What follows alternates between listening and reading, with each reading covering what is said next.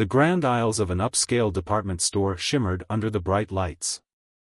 Designer clothes, expensive watches, and luxury handbags lined the shelves, attracting the wealthiest customers in town. Among them was Martin Holloway, a billionaire known for his arrogance and lack of empathy. Dressed in a custom-tailored suit, he strolled toward the checkout counter, carrying a few overpriced items.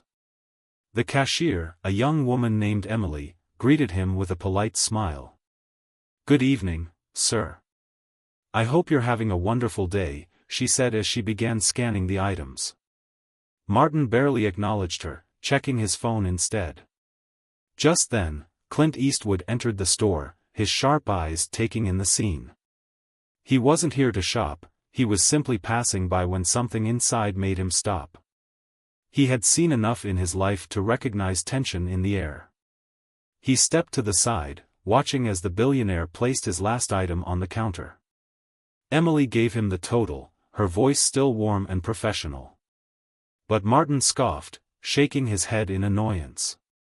"You're so slow," he muttered. "It's pathetic."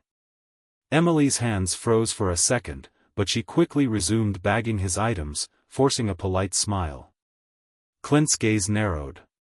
He had a feeling this was about to get worse. Martin sighed loudly, tapping his fingers on the counter. "People like you will never amount to anything," he sneered. "You stand here all day, scanning barcodes like a robot. That's all you'll ever be, completely worthless." The word stung. Emily's eyes lowered for a moment, but she refused to let them see her break. The customers nearby turned away, pretending not to hear. No one wanted to challenge a man with power. No one except Clint Eastwood. He stepped forward, his presence commanding attention. "That's enough," Clint said, his voice calm but firm. Martin turned, raising an eyebrow. "Excuse me?" Clint crossed his arms. "You heard me," he said. "You walk in here, thinking your money gives you the right to treat people like trash. But let me tell you something, you're the one who's worthless if this is how you act."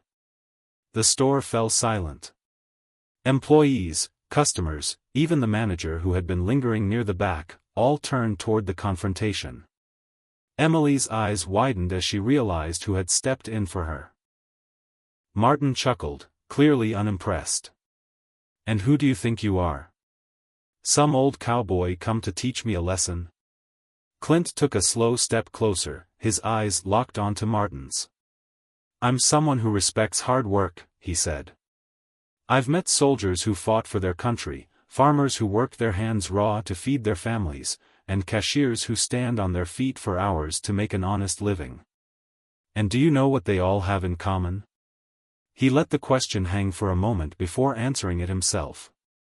"They have more dignity than you ever will." Martin's face darkened.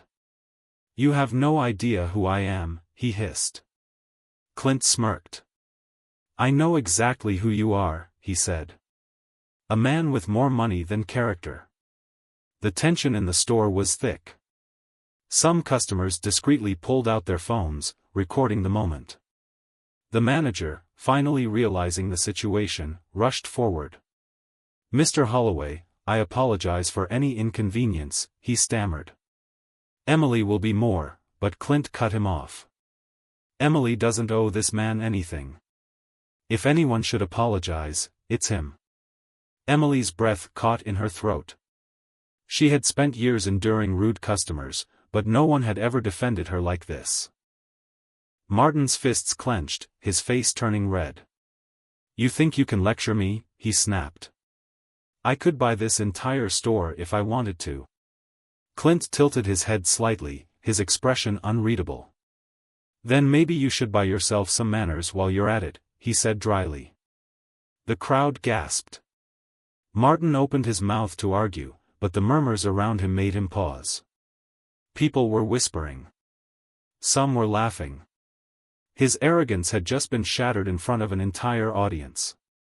The store manager cleared his throat awkwardly. "Mr. Eastwood is right," he admitted. "We don't tolerate disrespect toward our employees. If you can't treat them with basic decency, you're welcome to take your business elsewhere. Martin's jaw dropped. For the first time, his money and status weren't enough to shield him from consequences. He glared at Clint one last time before grabbing his bags and storming out of the store. Clint turned back to Emily, his expression softening. "You okay?" he asked. She nodded quickly, still trying to process everything. I don't know what to say," she murmured. Clint smiled. "No need to say anything. Just keep holding your head high. You're not worthless, people like him just want to make you believe that." As Clint turned to leave, the store erupted into quiet applause. The employees, the customers, everyone had just witnessed something they wouldn't forget. Emily wiped a tear from her eye, overwhelmed with gratitude. The manager, still in shock, turned to her. "Take a break, Emily," he said. "You deserve it." Outside, Clint adjusted his jacket, stepping onto the busy sidewalk. He didn't need recognition for what he had done. That wasn't why he did it. He simply believed that people, regardless of their job, status, or wealth, deserved respect. And if he had to remind a billionaire of that, well, he didn't mind one bit. If you enjoyed this story, make sure to subscribe to the channel and press the bell icon so you never miss another inspiring tale.